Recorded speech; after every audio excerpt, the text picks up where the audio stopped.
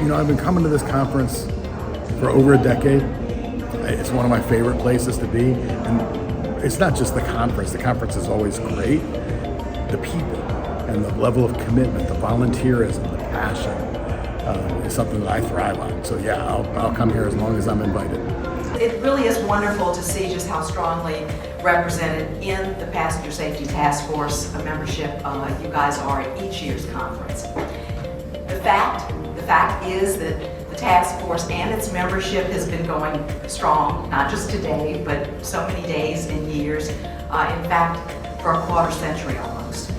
That's right, like 24 years. You wrap your head around, that number. That's 24 years of collaboration and partnership and continuity. That's quite an accomplishment. All right, here we go.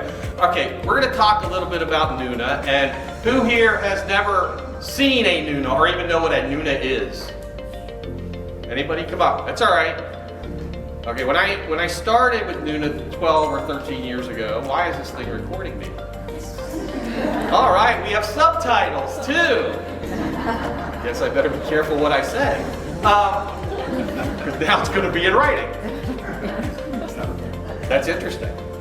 Joe is going to bring up a picture that I just want you to look at for a minute, and I'm going to talk about it at the end of talking to you a little bit about Safe Kids Worldwide.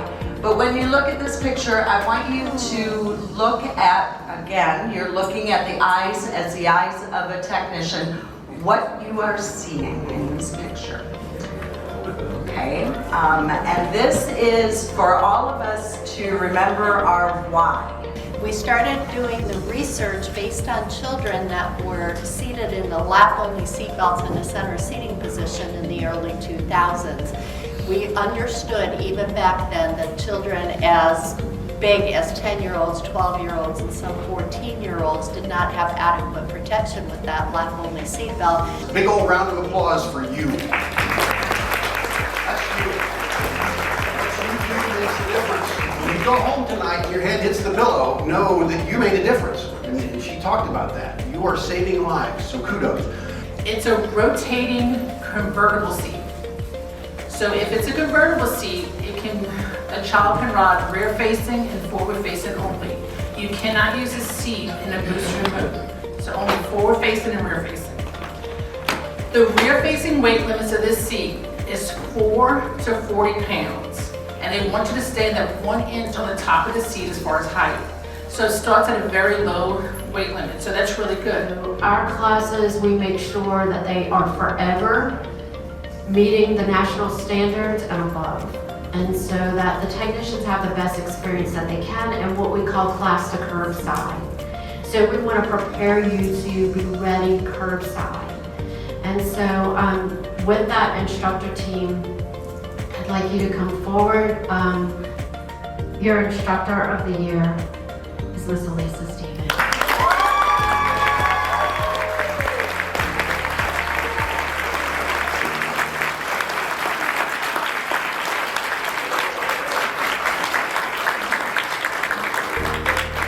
Watch this. Who was your mentor? Edna. And she didn't play with me. Edna didn't play. No, Edna didn't play. I will give them the card and say, look, these are your local CPSTs.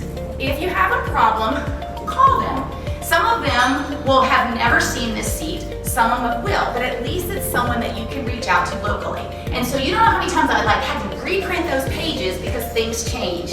So now I have one card and a QR code. So if any of y'all get a call from someone that said, Danielle told me to call you, you're welcome, okay? That we should really consider the range of user postures that children assume on booster seats.